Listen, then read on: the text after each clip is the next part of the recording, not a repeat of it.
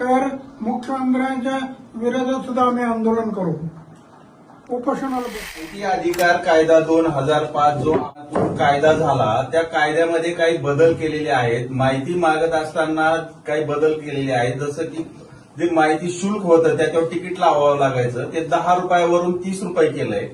पहिलं 10 दिवसात जी माहिती देण्याबाबतचा निकाल घेण्यात येत होता तो 30 दिवस केलाय.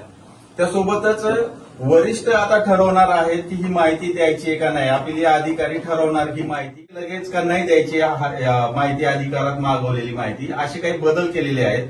कसं पाहता तुम्ही या बदलाकडे?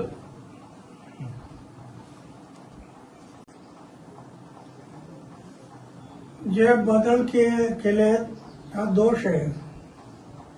माहिती घेणं नागरिकांचा हक्कच आहे, तो मूलभूत हक्क आहे. त्यासाठी आम्ही लढलो अनेक वर्ष. माहिती घेणं हा नागरिकांचा हक्क आहे, तो मालक आहे ना. आणि तुम्ही सर्व अधिकारी सेवक आहेत. मालकांना तुम्ही अशा आररावी करायला लागला किंवा त्यांना त्रास द्यावा लागला तर ती हुकुमशाही होईल, ती लोकशाही राहणार नाही. लोकशाहीला धोका आहे. म्हणून माहितीचा अधिकार हा मूलभूत हक्कच आहे. म्हणून आम्ही लढलो त्याच्यासाठी. माहितीचा अधिकार, जसं माहितीच्या अधिकारासाठी लढलो तसं दप्तर दिरंगाई, एका टेबलवरचा पेपर दुसऱ्या टेबलवरती वेळेच्या आत गेला पाहिजे.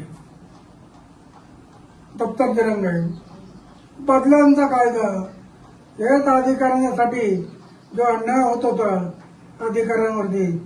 म्हणून 3 मनाला येईल तेवढा बदला करायचे, मनाला येईल तेवढा कुठे टाकायचे.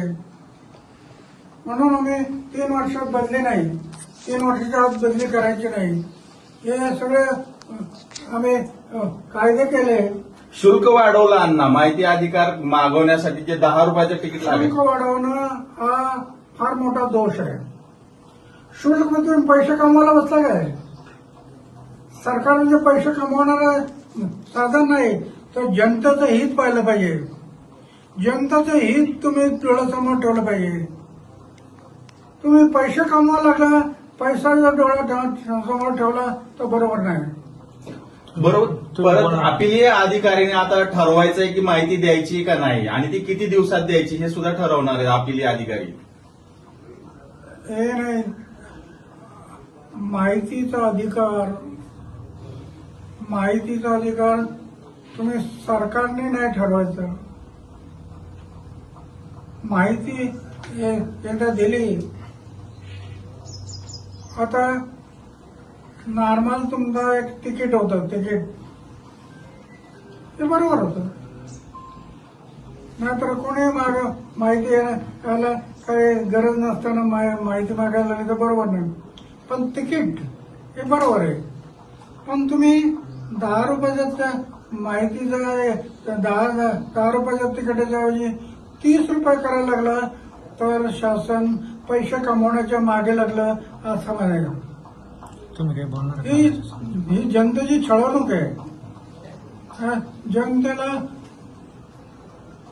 जनतेची छळवणूक होते. तुम्ही जनतेचं हित पहा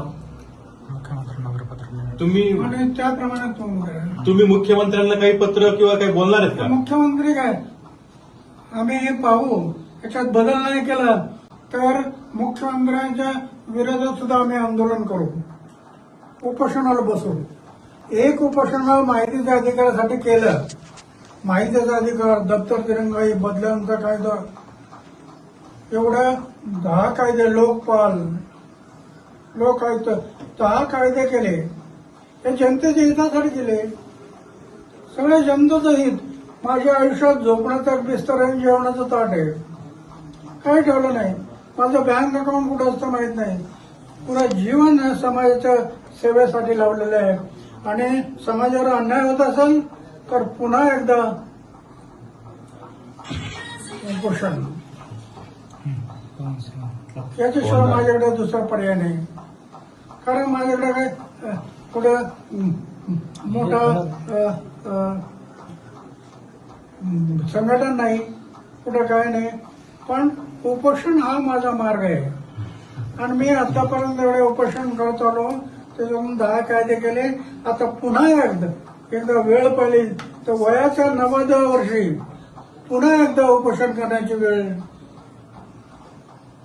आली तरी मी मागे येणार नाही.